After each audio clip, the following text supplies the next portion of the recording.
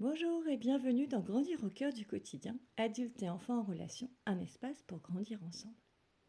La frustration, celle des enfants vs celle des adultes. Et oui, parce qu'on parle souvent de la frustration des enfants, mais celle des adultes, la nôtre, elle existe, elle est bien réelle.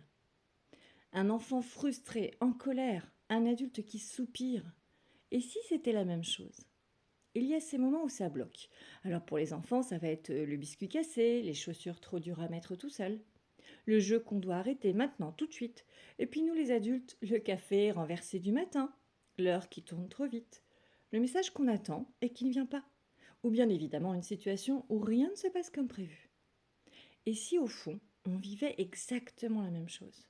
La frustration, c'est ce moment très précis où la réalité ne correspond pas à ce qu'on avait dans la tête. Le moment où on se dit intérieurement « Oh non, ce n'était pas censé se passer comme ça ».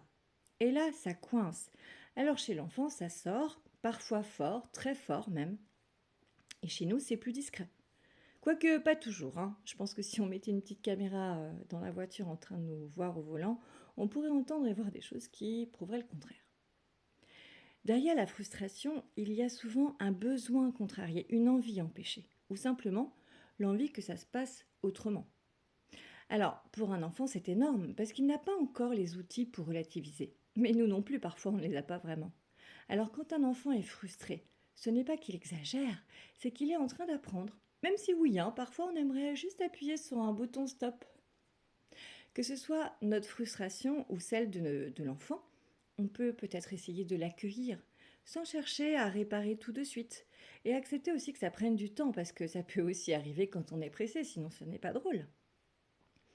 On veut souvent tout faire dans un temps imparti et en plus qu'il y ait une bonne ambiance. Mais dans la réalité, ça ne se passe pas toujours comme nous souhaiterions. Et c'est là que c'est difficile, c'est clair. Alors, soit on peut exploser, soit on peut baisser notre exigence. Parce que oui, les enfants comme les adultes ne gèrent pas ça parfaitement. Et parfois, on est juste deux êtres humains frustrés dans la même pièce. Et ça fait un peu beaucoup de frustration au mètre carré. La frustration, ce n'est pas un problème en soi à faire disparaître. C'est un passage. Et on peut apprendre à reconnaître ces moments-là.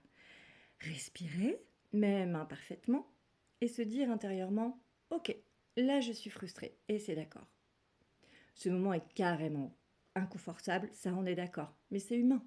Alors il y a des jours, on va gérer comme un adulte posé, et c'est génial. Et d'autres où on voudrait laisser sortir toute cette frustration en criant ou même en se roulant par terre.